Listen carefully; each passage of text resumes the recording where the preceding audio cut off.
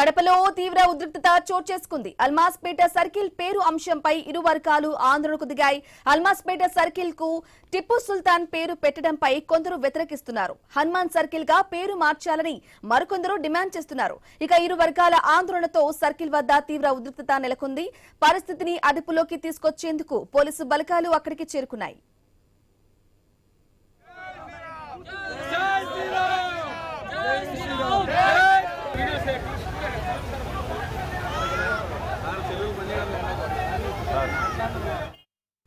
కడపలో ఉద్రిక్తతకి సంబంధించిన latest updates మా ప్రతినిధి ప్రసాద్ శర్మ ఫోన్ ద్వారా అందిస్తారు.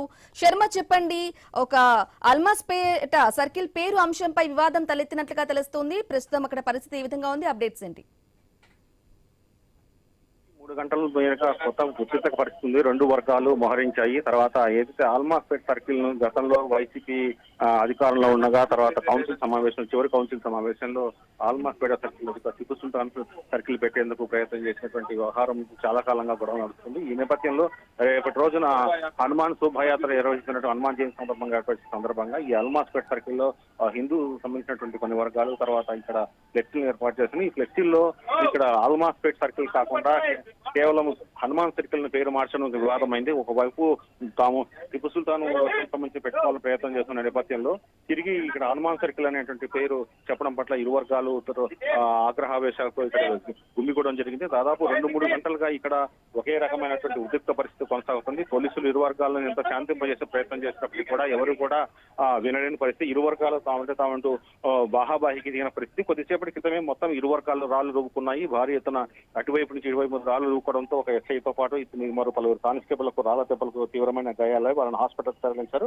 మొత్తాన్ని పరిస్థితి ఉద్రిక్తంగా ఉంది. అలాగే 2 సార్లు బాష్పవాయు గోళాలను కూడా ప్రయోగించారు. అయితే ఆ పరిస్థితి ఇంకా అదుపులోకి రాలేదు. దాదాపు ఇరు వర్గాలు ఇదే పరిస్థితి పైన పట్టు వదలడం లేదు. అంటే ఇటువైపు అటువైపు పోలీసు వర్గాలుగా విడిపోయి వాళ్ళని నచ్చే ప్రయత్నం చేస్తున్నారు. ఇది ప్రస్తుతం ఆల్మాస్పేట్ లో కొనసాగుతున్న పరిస్థితి. Brahmani. Okay, right Prasad Sharma, thank you for the updates.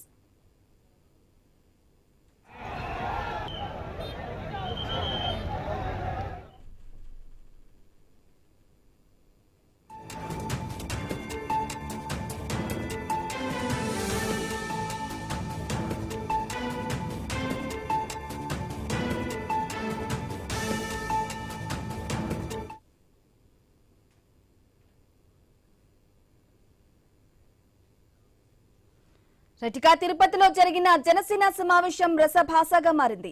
ఉమ్మడి చిత్తూరు, కడప జిల్లా నేతల భేటీలో రభస నెలకొంది. తిరుపతి ఎమ్మెల్యే అరణి శ్రీనివాసులు, మాజీ మంత్రి బాలినేని సమక్షంలో గొడవ జరిగింది.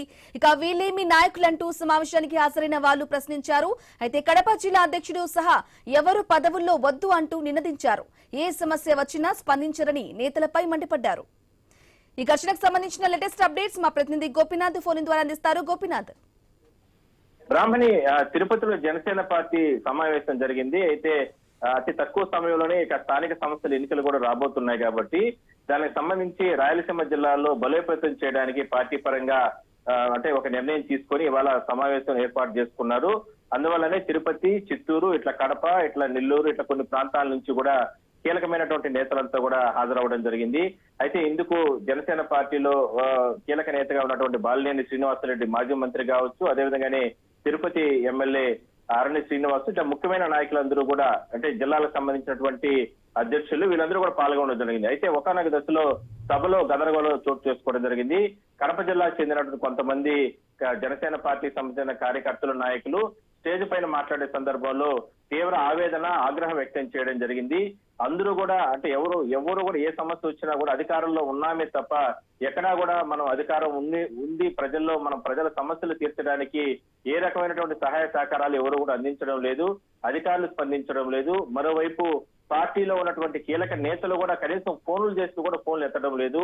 మా కడప జిల్లాలో అంటే ఒక కార్యకర్త ఆ విధంగా మాట్లాడారు. ఒక నాయకుడు, మా కడప జిల్లాకు సంబంధించినటువంటి జనసేన ఇన్ఛార్జ్ గా ఉన్నటువంటి వ్యక్తి ఎప్పుడు ఫోన్లు చేసినా ఫోన్లు ఎత్తడు అంటూ కూడా రకరకాలుగా కూడా ఆయన కామెంట్స్ చేయడం జరిగింది. సో ఈ రకంగా ఉన్న నేపథ్యంలో ఏ రకంగా మేము భవిష్యత్తులో ఈ పార్టీని Okay, right. ముందుకు తీసుకెళ్లాలంటూ కూడా మాట్లాడిన నేపథ్యంలో ఒక గందరగోళం ఏర్పడింది. అయితే వెంటనే మిగిలిన కార్యకర్తలు నాయకులు అతనితో పాటు మరి కొంతమందిని సముదాయించే ప్రయత్నం చేస్తారు. ఈ సందర్భంలోనే ఒకరినొకరు తోసుకునేటువంటి వరకు కూడా రావడం జరిగింది. సో వెంటనే అప్రమత్తమైనటువంటి పోలీసులు అదేవిధంగా కీలక నేతలందరూ కూడా గొడవ జరగకుండా సర్దుమణిగే ప్రయత్నం అయితే చేయడం జరిగింది. Brahman right Gopinath, thank you for the updates. Continue అయితే షార్ట్ బ్రేక్ తర్వాత